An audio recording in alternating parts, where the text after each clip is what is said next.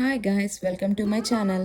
ముందుగా మీ అందరికీ శ్రీ పరాభావ నామ సంవత్సర ఉగాది శుభాకాంక్షలు. మేము ఉగాది ఎలా సెలబ్రేట్ చేసుకున్నామో ఈ వీడియోలో చూసేయండి. ఫస్ట్ తోరణాలు అయితే కట్టేశాను.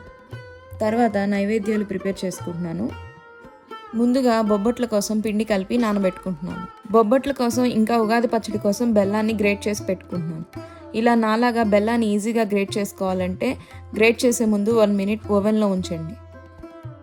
పండుగ స్పెషల్గా మామిడికాయ పులిహోర చేద్దాం అనుకుంటున్నాను. సో అందుకోసం మామిడికాయ గ్రేట్ చేసి పక్కన పెట్టుకుంటున్నాను.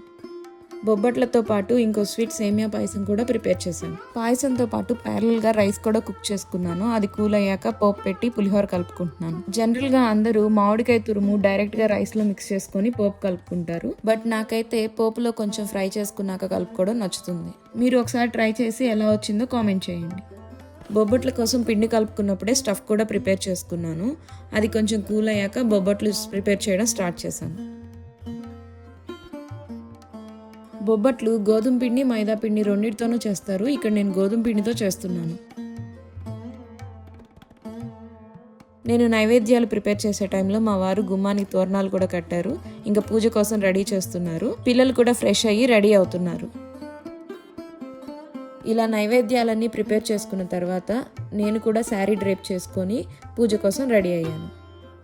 పూజకి రెడీ అయ్యే ముందు ఉగాది పచ్చడికి కావాల్సిన బెల్లం, పచ్చి మామిడికాయ ముక్కలు, చింతపండు రసం, ఉప్పు, మిరియాల పొడి, వేప పువ్వు రెడీగా ఉంచుకున్నా. మా వారు పిల్లలు పూజ స్టార్ట్ చేశారు. ఇంకా నేను ఉగాది పచ్చడి ప్రిపేర్ చేసుకొని నైవేద్యాలు దేవుడి దగ్గర పెట్టుకున్నాను. మీరు మీ ఉగాదిని ఎలా సెలబ్రేట్ చేసుకున్నారో కామెంట్ చేయండి. అలాగే వీడియో నచ్చితే లైక్ చేయండి. నా ఛానల్ని ఫస్ట్ టైం చూస్తున్నట్లయితే సబ్స్క్రైబ్ చేసుకోండి. See you soon in my next video.